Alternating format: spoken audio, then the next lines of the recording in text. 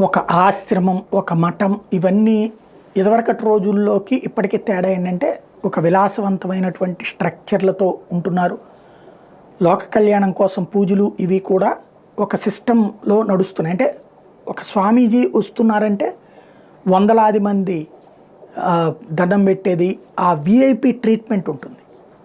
కానీ వందల మంది కాదు, వేల మంది స్వామీజీలు పైన ఆచ్ఛాదన లేకుండా, మనకి ఇక్కడ స్వామీజీలు వస్తే గొడుగు పట్టడము ఇట్లాంటివి కూడా చేస్తాం. ఎలాంటి ఆచ్ఛాదన లేకుండా పక్కన మనకిక్కడ భక్తులు అయ్యందిస్తూ వాళ్ళ అసిస్టెంట్లు వీళ్ళంతా ఉంటారు. ఎవరూ లేకుండా వందల కాదు వేల మంది స్వామీజీలు ఒక్క చోట కూర్చున్నారు రాముడి ఎదుట. మనం సినిమాల్లోనో వాటిలోనో చూస్తే కనబడుతుంటుంది. యజ్ఞం, విష్ణుమూర్తి యజ్ఞం చేసినప్పుడు, లేకపోతే కనుక దేవతలు యజ్ఞాలు చేసినటువంటి సందర్భంలో వేదాలు పఠిస్తూ స్వామీజీలు అక్కడ ఆశీర్వచనాలు ఇచ్చేటటువంటి సందర్భం.